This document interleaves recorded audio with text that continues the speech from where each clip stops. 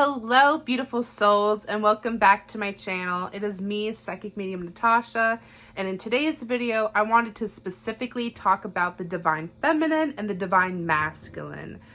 You may or may not have heard these terms in spirituality.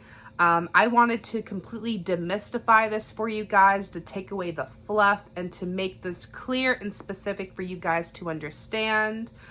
So if you're interested in learning more about the Divine Masculine and the Divine Feminine, how can you be sure if you are honoring these aspects within yourself, or if you are actually embodying the wounded versions of the Divine Masculine and the Divine Feminine? That's what this video is about today. So if you are interested, then please keep watching. Don't forget to hit that like button, you guys, to show me your support. And don't forget to subscribe so that you guys can never miss out on this free spiritual content. But that being said, I just want to jump right on into this. So I want to first and foremost say this. Our actual spirit, our higher self, our essence is actually both Divine Feminine and Divine Masculine. We are both, but there is a time to act and there is a time to receive. And I'm going to be talking more about these aspects separate, and then we're going to compare them because, again, we are both masculine and feminine, and I think it's important to understand when we should both be honoring these aspects within ourselves and balancing out, especially if we are embodying the wounded versions of these. So first, I want to talk about the Divine Feminine. The Divine Feminine is more so the part of yourself that you are nurturing yourself. You're flowing with your emotions. You're trusting your intuition. You're allowing yourself to receive, and you are attracting your manifestations rather than forcing them or trying to make a way happen for them. So the Divine Feminine is more so like completely sensitive, intuition, nurturing, feeling type of energies. That's the best way I can describe the Divine Feminine. Now, how do you know if you are more so acting as the wounded version of the Divine Feminine? Well, if you are a wounded Divine Feminine, then it would be more so like you are looking for validation outside of yourself. You are very insecure. You might be manipulative to get the things that you want. You may be holding a victim mindset or a victim mentality. You may be excessively attached to people or situations. You have attachments than genuine connections. You may feel desperate for love to, again, have those connections, but instead you're forming attachments. You may be sacrificing yourself or people pleasing or helping others at the expense of yourself. You could be oversharing your emotions with no boundaries. Usually the wounded Divine Feminine, they feel unworthy. They feel that they can't express their truth or embody their truth or communicate or express this. They may be hindering some form of shame or guilt for their own pleasures or doing what's best for themselves. They're usually always apologizing, over-explaining, people-pleasing, and feeling powerless within themselves. And honestly, the Divine Feminine is the one that is holding the power for creation.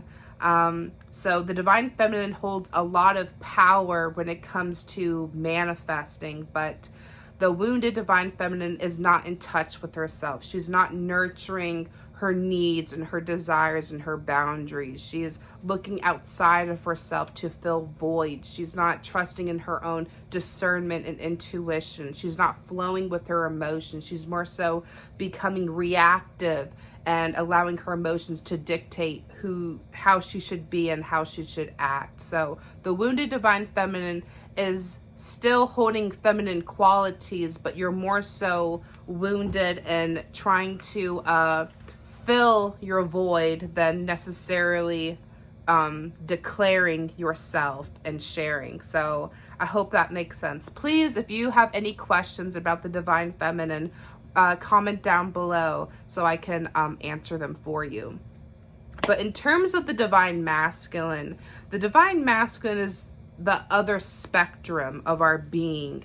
The divine masculine is more so logical, strategic, very goal-oriented. They're more so here to protect and lead and provide. That is what a true empowered divine masculine is about. So how do you know if you are embodying the wounded version of the divine masculine? Because this happens a lot of times. This is sort of this is a very masculine world in modern day society. So let me know if this resonates with you. Comment down below. So the wounded divine masculine is more so very attached to success. They have very much of a fear of failure to not meet those expectations of self and their achievements. They feel that they need to be right and always be right. They could be aggressive or passionate, very passionate or aggressive, trying to force things to happen. They could become very cold and distant emotionally, and they could be quite critical and judgmental, not only of themselves, but of others. Some people could perceive wounded divine masculines as selfish because they're always trying to serve themselves. They're usually stuck within their mind. They're always, their gears are always turning. They're always trying to think their way out of things, but they're not in touch with their own personal emotions. And they're usually very defensive and usually attack others to protect themselves. The wounded divine masculines usually very forceful, very dominating and demanding. They're very much overthinkers. They overachieve a lot. They're always trying to do. They're always constantly trying to take action to make things happen in their favor. They're usually very reactive to things happening, and they're very closed off. So in this case, it doesn't matter. Like the divine masculine and divine feminine, these are not gender roles, okay? Our spirit has no gender. We are both. But I have seen a lot of the time that because of our society, that a lot of women and men are acting as wounded masculines because they are trying to be strategic and logical. They're trying to force and make things happen because they are trying to survive.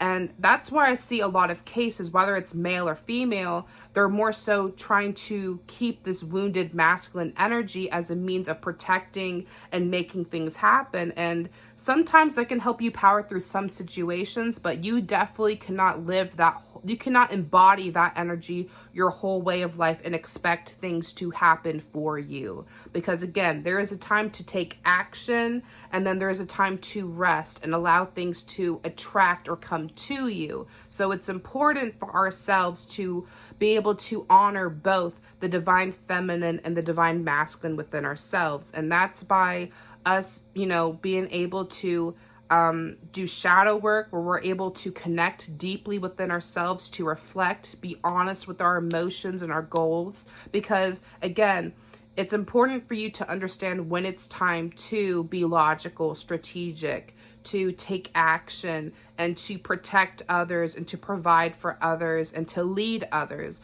But there's also a time to understand when is it time to nurture yourself.